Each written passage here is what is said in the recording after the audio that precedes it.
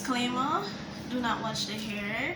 This is a DIY gone wrong, and this is what you get for not actually going to a hairdresser, because now I just waste money with all of these.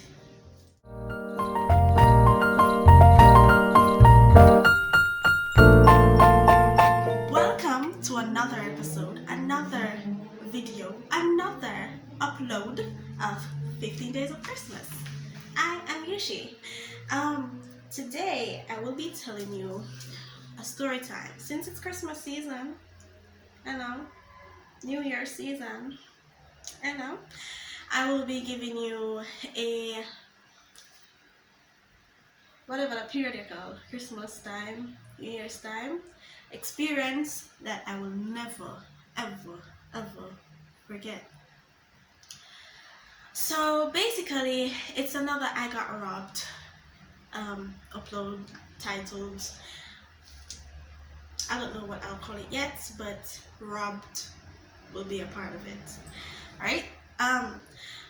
It was Christmas time. No, to be precise, it was the 2nd of January, and I will never forget this. Why? Because on that day my sister had just came back from overseas. For all the non-Jamaicans, we'll call it foreign, and going forward, we call it foreign. My sister just come back from foreign. Yeah, and basically, it was winter time over there, so she come back lighter, and those days lace front wig did just come out. Like, it's not the type of lace front wig. Not, by the way, this is not a wig, this is a DIY gone wrong, so don't look for no closures. But then, like, how lace front wig looks now with baby hair and pair things. Back then, lace front wig never have none of them something there. They just, like, in fact, you couldn't even like carry it down their face. But then lace front wig always go back like this. So it just, alright, you ever watch them Chinese movie there and you see the front of them wig, like, oh, it's over there that wiggle. Like that, yeah. So lace front wig they look back in the days, yeah. And most people usually catch up on thing. So anyways, my sister was wearing a very blonde, very blonde lace front wig and makeup on fleek and all of that. It was the year of 2011.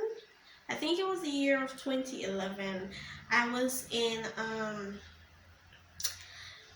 you know what? I'm going to check the calendar to see which year January. Never mind. It wasn't a Sunday. Never mind. It was definitely a January 2nd though.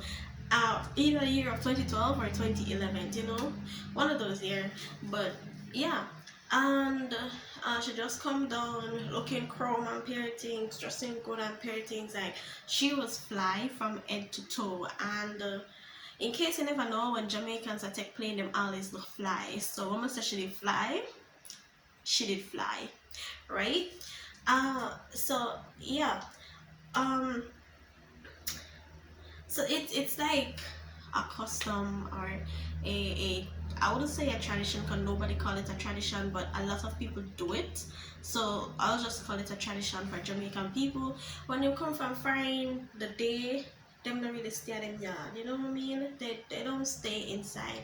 If we go look for Uncle Jim, or if we go look for Auntie Jerry, or if we go look for Cousin Roo, or if we go look for Sister Q, everybody, or if we look for everybody in the same day we land, or everybody if we come look for weed at the same day we land.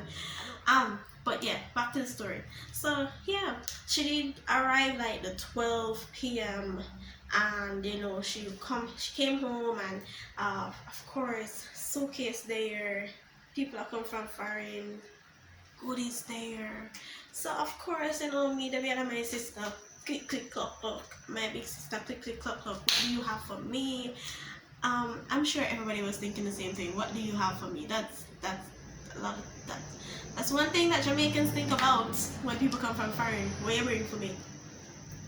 Like, you go somewhere what is better. Notice the quotation, better than Jamaica, and have more affordable goodies. So you're supposed to bring back something, right? feel obligated, right? It's a tradition, right? Right. Not the sarcasm.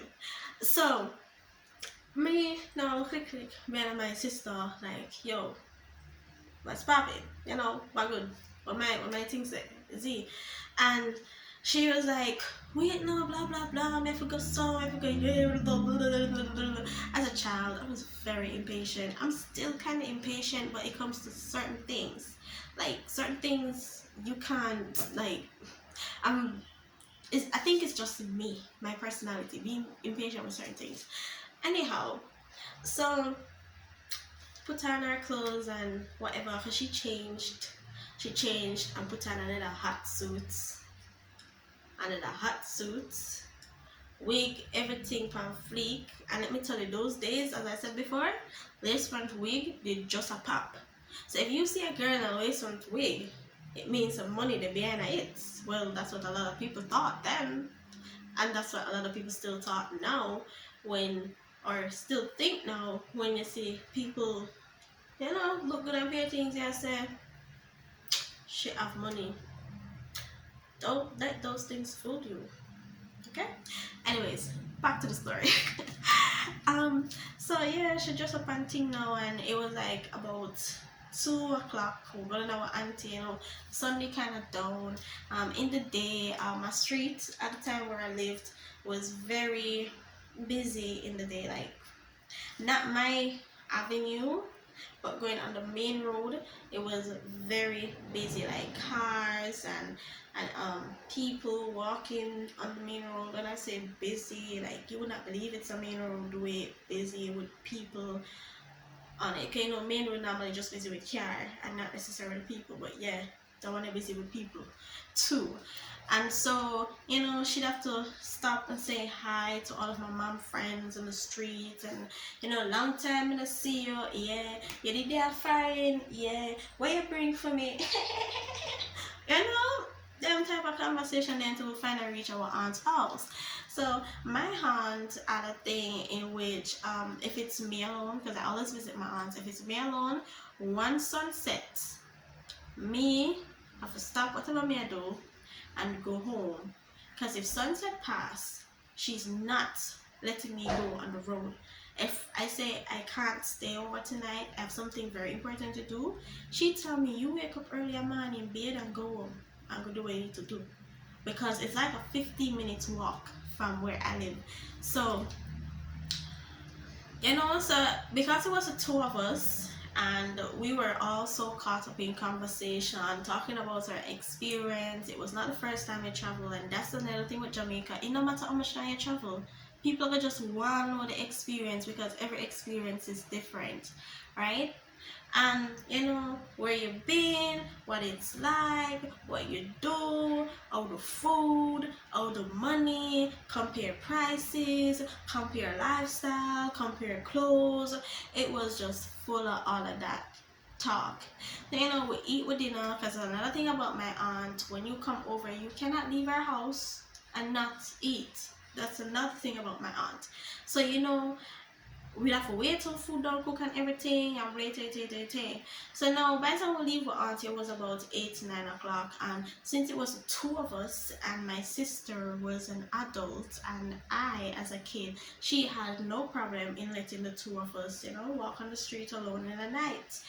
And so that's what happened. With the on the road now, everything good and dandy. The truth is, when you're on the main road, your heart boom boom boom boom boom. Like I remember my heart beating, because me always I'm a fraidy cat. I'm so fraidy, everything afraid and frighten me. True. And so on the main road, I'd be like, just want to reach from my avenue. So once we reach from my avenue, there's a calm up, there's a sort of relaxing now, like relaxing, like whew, thank God. I'm out of danger. I'm now near my yard, and everything I'm gonna be good. Yeah, that's what I thought. So we were just walking, minding our business, talking, not being quiet and lonely on a quiet and lonely avenue. We were being loud and talking and laughing. And so At one point, I got so excited. You know when you know you look a picnic and you reach near you and you start run, you start skip and run. And as embarrassing as this is, I wasn't so young either. I was in high school, as I said. I was probably in 8th grade, if not 7th grade, one out of them. But it's still young because I started school early, so when everybody was like a year and a half or two older than me in my classrooms. So yeah, it is still young. Anyhow, so Skip got my gate and my sister's at my neighbor's gate now, and next thing me hear is don't move. So me not paying no mind, and my sister ball out, not call up my real name, she ball out, Yoshi! I'ma turn around and look, and I saw one guy with her bag that she had her passport, every document. She was walking with her handbag with every single document, her passport, her TRN, her purse, her American bank cards, her Jamaican, everything did in the purse. Which, thinking back now, why would you do that? Though, why would you? Anyways, and then the other guy that had her was behind her like this. I don't know what's going on. So me go for run off. Can we go run off? Because as I mentioned before, I can never remember what it's called. A drive-in.